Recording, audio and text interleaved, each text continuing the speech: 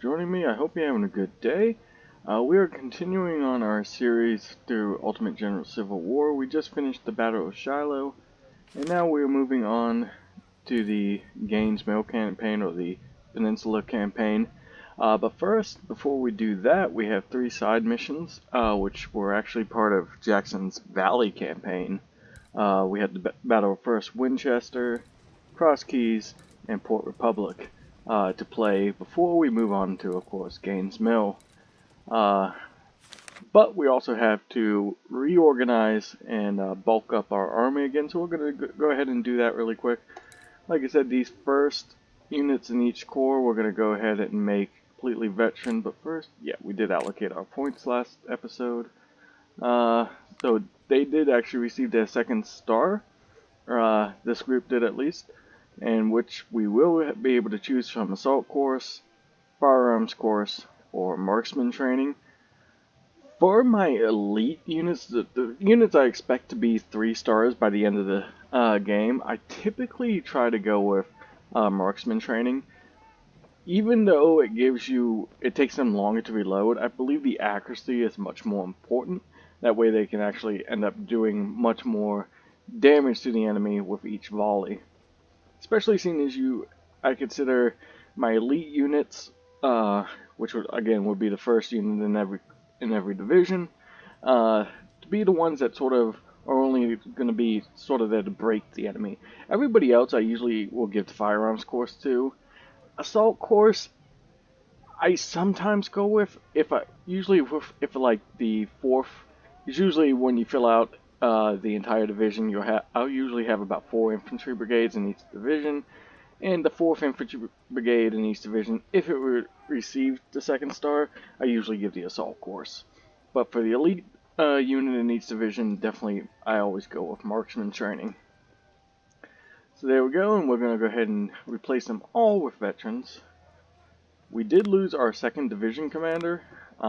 We do have Albert Johnson that we could use to fill his place, or we can go ahead and get other generals from the reputation pool, which I'm going to go ahead and do, because like I said, I do like having generals. I know a lot of people say focus on getting weapons, especially if you're Confederates, but I like having the historical generals. And for that 2nd division, there we go. Let's go ahead and put a 2-star in charge, and put Daniel Hill in charge of the 2nd division. Or maybe, I don't really want to replace Jackson out of the 1st division. I think it makes much more sense to have him be in charge of the 1st division. Again, we're going to go ahead and... Should I start going ahead and give these guys all veterans? Maybe not yet. Maybe not yet.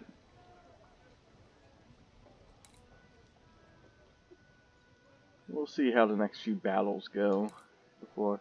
Now these guys did actually earn their 2nd star. I got point. How much would it cost me to replace them all with veterans? 30,000. Let's just replace them with rookies for now. We're just going into side missions. Oh, did I not? Oh, I hit cancel. Sir, yes, sir! So I think we'll be okay just replacing them with rookies, and hopefully they'll get back up to their 2nd star. These guys actually gained their 1st star, so let's go ahead and give them the discipline training. Sir, yes, sir! Whitaker lost his general. Let's go ahead and put Kemper in charge.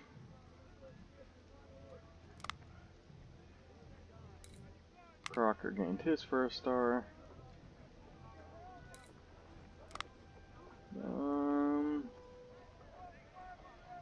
Let's go ahead and hire a colonel. Actually, let's go ahead and hire a lieutenant colonel. Who's pretty... Maybe by the time we get to the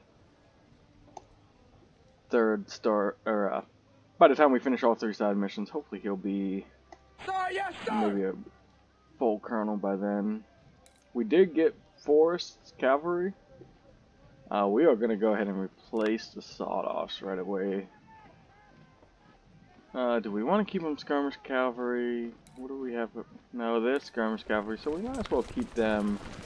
See what we have. We don't. Oh, we do have enough Maynards to replace him.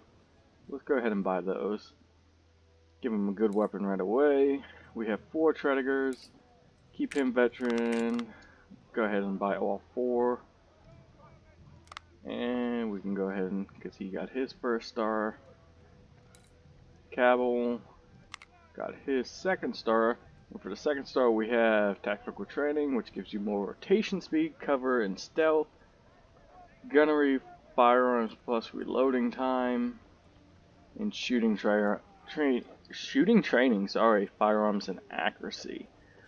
Because he's gonna have Napoleons. I really like tactical training. I feel like each one of these is really good depending on which, I think gunnery training might be good for him. It really depends on what weapon they're using. For example, like, shooting training is probably much better if you have, like, a long range, like the Tredigers. Gunnery training, less reloading time, more firearm skill is probably a good one to go with. Tactical training is great for, like, howitzers and whatnot. Let's go with gunnery training for the Napoleons. And let's go ahead and make him a 12-gun battery. A little bit more out because Cabell's not quite high enough rank for him.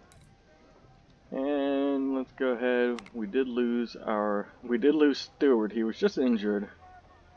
Let's just go ahead and put Gavin in for now.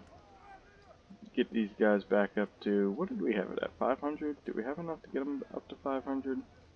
We do. It's gonna cost a fair amount of money, but we'll go ahead and do that. Get him up to 500. I think that's a good, or maybe he was at 450. I don't remember. But I feel like 500 is pretty good for skirmish cavalry. Alright, so let's go to our armory now that we've filled out everybody, and let's go ahead and start buying up some weapons now that we have some leftover cash after that. Like I said, I always go with trying to buy up all the Fayettevilles and Henry rifles as fast as I can. This will be my focus early on. And then moving on to artillery, we could sell all these freaking howitzers we got because I don't really care about the 12-pound howitzers. We are going to buy Parrott guns and all the 24-pound howitzers that we can. We can buy them all, that's great. And we are going to buy, can I buy all of them? Yep, we can buy all of the 10-pound Parrott rifles. And we have about 7,000 left over. Let's actually go ahead and give 5,000 to supply, bring him up to 20,000. That leaves us 2,000 left over, which is just fine. We can deal with 2,000 left over. We have no morale effect, which is just fine for our reputation. And I think we're good to go ahead and play the first battle of the Valley campaign, which is going to be the Battle of First Winchester. Took place on the 25th of May, 1862. Right after the failed battles, well, the failed Romney expedition, which almost had Stonewall Jackson resigned from the entire military, because he was actually, what was it? I believe one of his subordinates actually wrote a letter about his poor management of the Romney expedition. And then also the first battle of the Valley campaign was actually a loss for Jackson at the Battle of Kernstown. But the first Battle of Winchester was his first victory, which also then forced Banks back into, Harper's Ferry. But we've decided to launch offensive operations on the Union forces in the Shenandoah Valley, preventing them from reinforcing their offensive against Richmond. We must use a bold strategy by employing audacity and rapid, unpredictable movements on the whole valley. Therefore, you will use a small, flexible force. The rest of your army will take positions at the outskirts of our capital. The Union commander of the Department of Shenandoah, Major General Nathaniel Banks, is attempting to reorganize his army at Winchester and defend the town. Move swiftly and attack the Union forces. So they don't go into too much detail about what happened. What do they mean by Banks reattempting to reorganize his army is Jackson surprised Banks' forces. He was split up between two towns, both in Front Royal and Strasburg. Uh, Jackson surprised the Union garrison at Front Royal. It really wasn't much of a battle. He pretty much took everybody prisoner who was at Front Royal after a small skirmish. Banks then retreated very quickly up the Valley Pike and took positions in Winchester, which Jackson would eventually move in. And during, I believe it was a night battle, and during the night, I think even the game represents that by having it at night, was able to take Winchester and again force Banks over the Potomac. So here we go, we can bring 8 of our 13 brigades. Mostly just going to take infantry, probably bring 1 gun with me. Probably not the expensive Tredegar's. Even though I really need to start giving that unit some support. It's hard to tell because this is again one of those maps that I believe it's actually the same map as I think the Battle of Antietam, Sharpsburg. I believe Winchester is actually Sharpsburg. In the game, like I said, all these side battles use the main grand battle maps, and it's just little portions of it. And I believe Winchester is technically Sharpsburg if you actually look at it. Yeah, I think these are the woods up here. Sunken Road would be over here. Or Sunken Road would be right there, actually. So it doesn't quite look like what Winchester would have looked like at the time, although they do a fairly good job. Jackson attacked from 2 different roads, the Valley Pike and the Front Royal Pike or something along those lines. I can't remember. I actually live in the area, so I should know all the roads, but which I believe is supposed to be representative on this map by these 2 roads. Like I said, they sort of share maps, so it's hard to get it exactly. One of the sort of faults of the game, but I can't actually fault them because to have every one of these minor battles in the main game, as well as all the big battles in just one game, probably would have been a lot to do, designing all those maps, especially for some of these battles where it took place in a very small footprint. So we'll go ahead and start the battle. It seems that the Federals have decided to give a battle and deploy around the town of Winchester. Our scouts report that General Banks has no more than 4 brigades, supported by artillery and light units. You have at your disposal a significant force to crush the Federal Army and recapture the city, or capture the city. The enemy is outnumbered, so we need you to prevail on the field, bring us victory, and inflict at least 30% more casualties to the enemy. Godspeed, General. Yeah, the first Battle of Winchester was one of those battles where, yeah, it really was a significant... let's go ahead and take everybody off, like I usually do. It really was a significant, in terms of, like, the cost to each army. Sorry, I'm not putting it very well, but, I believe the Confederates only lost, like, 300 men during the battle, whereas the Union lost about 2,000. I believe that's what the breakdown was like. Go ahead and get the 2nd Division on as well. I can still bring in 2 more brigades. So do I want to bring any of my cavalry? They don't really do too well, the cavalry that is. Oh, I haven't brought my gun on. Let's go ahead and get cavalry. Maybe I should just bring my cavalry.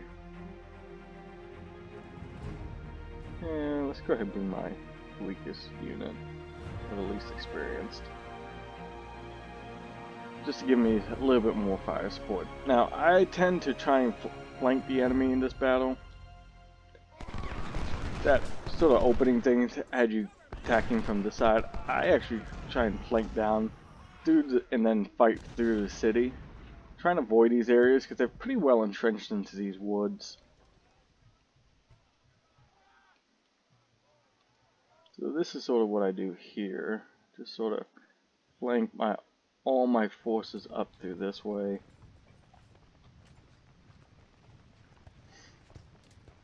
I will sort of hold these guys in place. bring down. Don't have to be too accurate. And of course the general. Let's bring him there for now. We'll speed it up.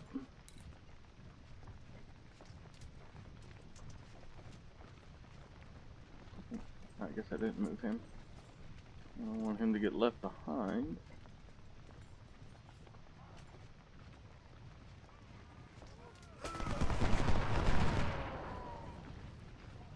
Obviously there's some sort of unit up on these hills. Hold the guns.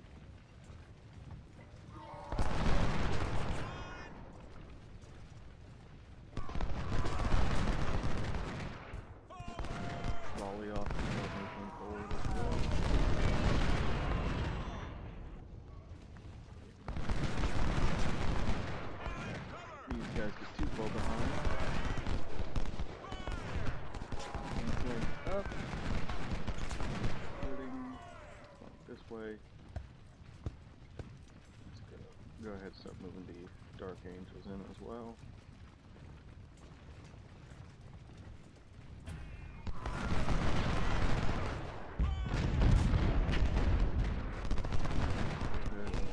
These guys forward.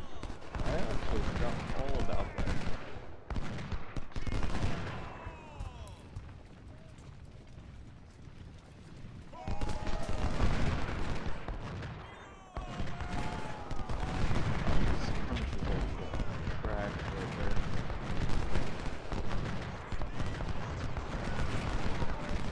I guess it's better let them take the brunt of it than the main unit.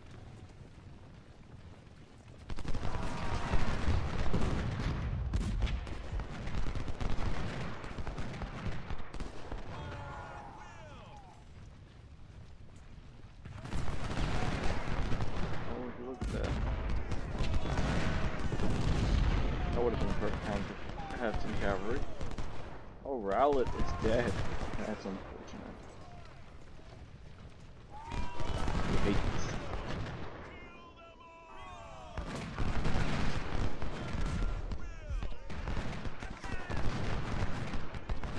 There are some Union forces that are usually south of town. That's why I'm moving Moody down. The only issue with moving through the town, obviously, is that our troops slow down significantly whenever they're in town. Let's see, Rowlett has now been routed.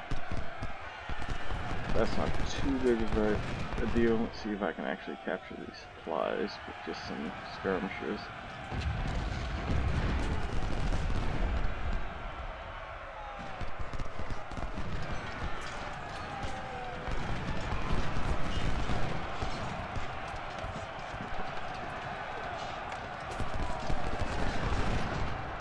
Yeah, I was able to.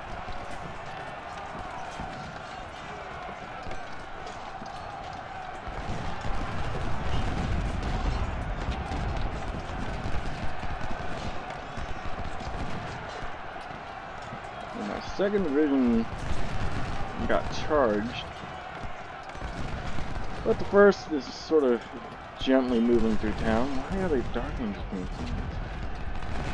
Don't worry about them. And actually, these guys were able to. They were outnumbered, but they were actually able to force these guys off. It's great.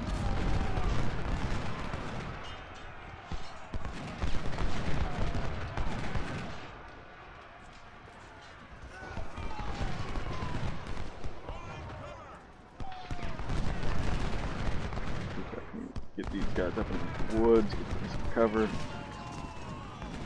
Move Crocker forward. I guess Crocker is actually technically part of my first division.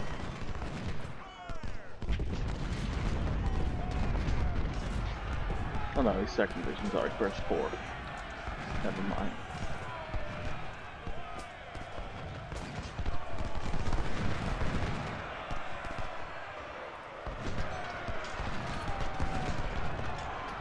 Alright, well, let's get you back up to the battle. We are losing our generals left and right. Crocker got charged. They're trying to, looks like they're trying to get in behind us.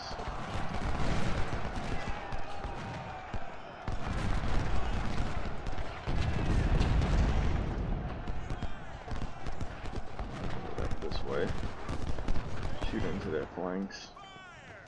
Let's run you guys. Your morale is good enough now.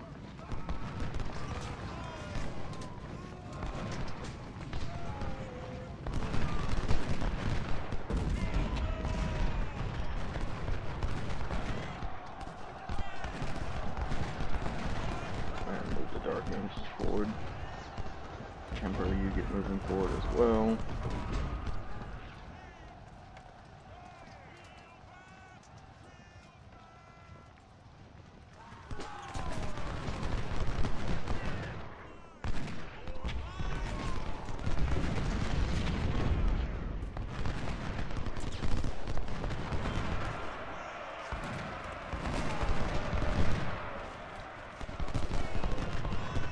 Push forward with the second division.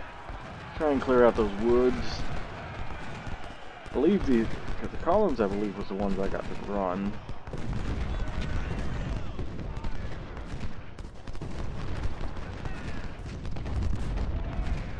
And the first charge against me, that is.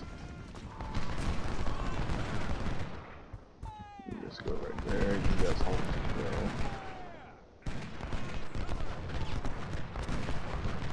We're starting to push them out of the town. Good news for us. Go ahead and get off the volley and I'll start moving the guns up as well. Any day now. Preston is now wounded. Like I said, I'm losing a lot of men here actually. Well, a lot of general, a lot of leadership.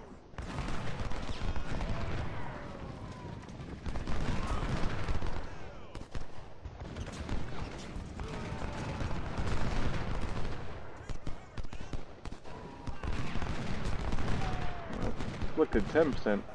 Weird, they say you inflict 30% more, but it's actually not a victory condition.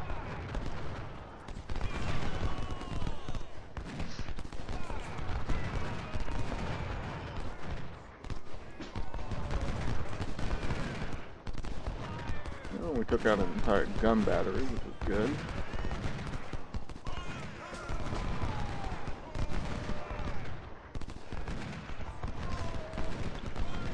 Moody flank south of town and force these guys out from our rear.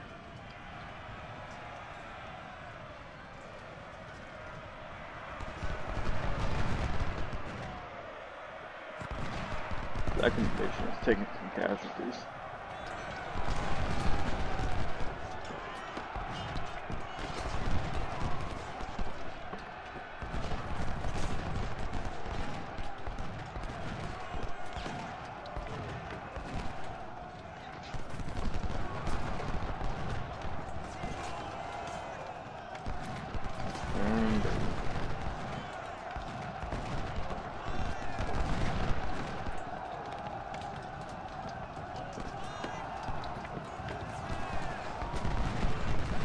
Broke that unit.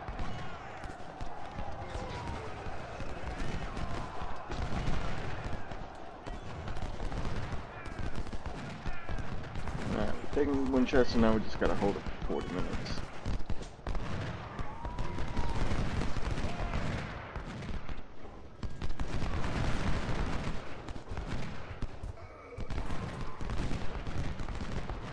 Go ahead and move these supplies forward.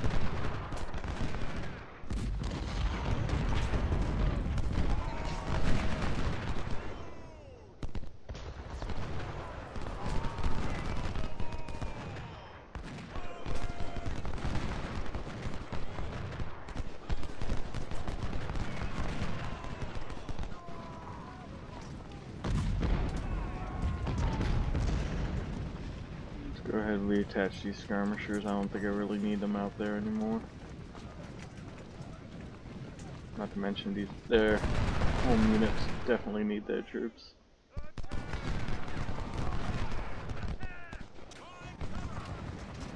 I don't need you guys anymore.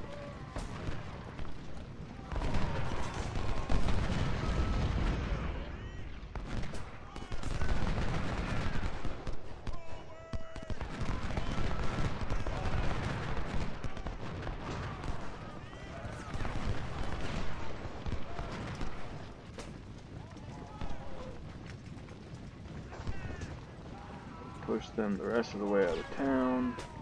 Let him get one more volley off and move him forward as well. And of course, let's move these supplies up some more.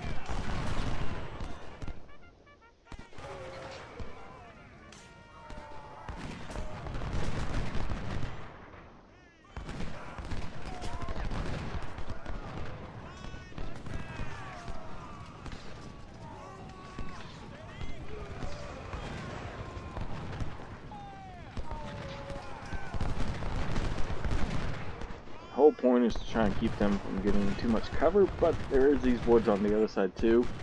It's just a small bit of open ground in between the town and those woods that if we can catch them in, we could do some damage. See, he must be getting slight cover. Yeah, 50% cover there. He's getting 50%. So there really actually isn't too many points where we actually can do too much damage without them giving a slight cover bonus.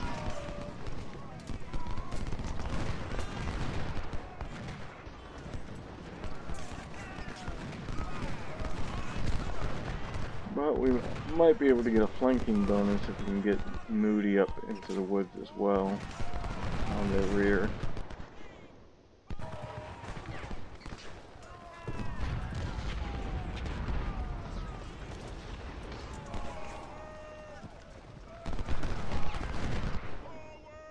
And build that skirmisher.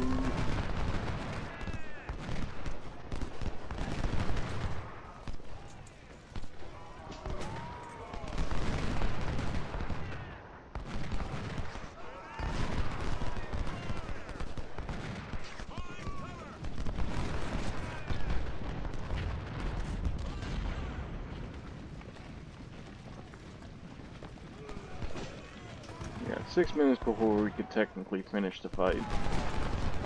If we were to finish now, I believe we would actually lose. I think we actually had to achieve that objective first. Maybe? I don't know. We'll wait till the timer runs out.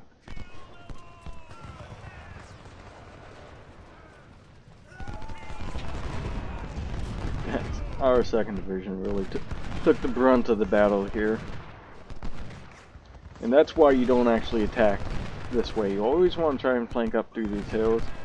Because you can imagine the casualties we would have taken attacking these positions just by looking at how the 2nd Division did there.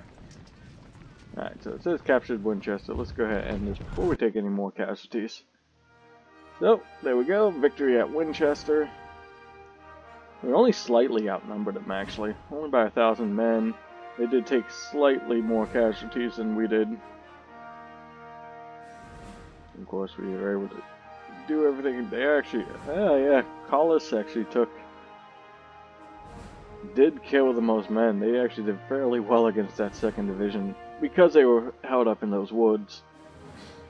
So, Rowlett did die. That's a unfortunate blow, especially seeing as he was one of our brigadier generals. And we also lost Preston, who was wounded, again a brigadier general. Whitting did get promoted to a brigadier general though, so that's a little in our favor. And then we also lost Crocker, who is one of our colonels. We did capture those supplies, so we get a nice little money bonus. Not too many captured weapons. Again, another 4 howitzers, some Lorens. Oh, that was rescued. Palmettos, some Enfields, more Springfields. Nothing really good, honestly.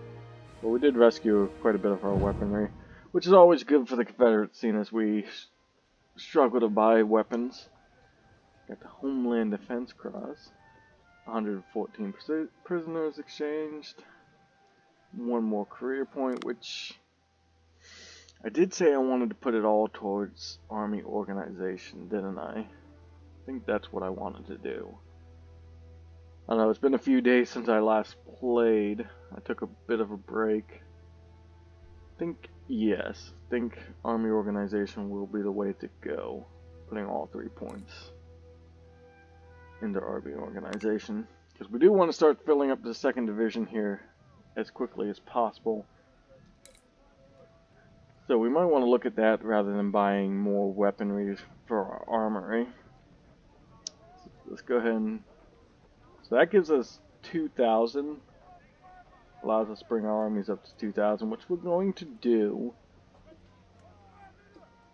But for my elite units, I'm going to keep at 1750, which is what I like to do for my, not only my elite units, but new units. Pretty much that, because you don't want to, it's called scaling, you don't want to go too high up, because then you're spending a lot of money on the weaponry that costs, and then, especially if you're having veterans, they're even bigger of cost, as you can see, just by putting him back to 17, or up to 1750, it's going to cost us 30,000, which is almost our entire gold supply for that battle. So just rearming him and putting him up to veterancy is going to cost a lot of money. But that is what we are going to do. Because the rest of them shouldn't cost too much, although these guys have Lorenz. Oh, sorry. Never mind. These guys have Mississippis, so we'll go ahead and... These rookies, we're going to get all these units up to 2,000. Just for now. The guys, especially the ones with the Springfields, they're an easy one to get up to 2,000. We did lose our generals. Let's go ahead. We'll put Kershaw in charge of this one, the Iron Warriors.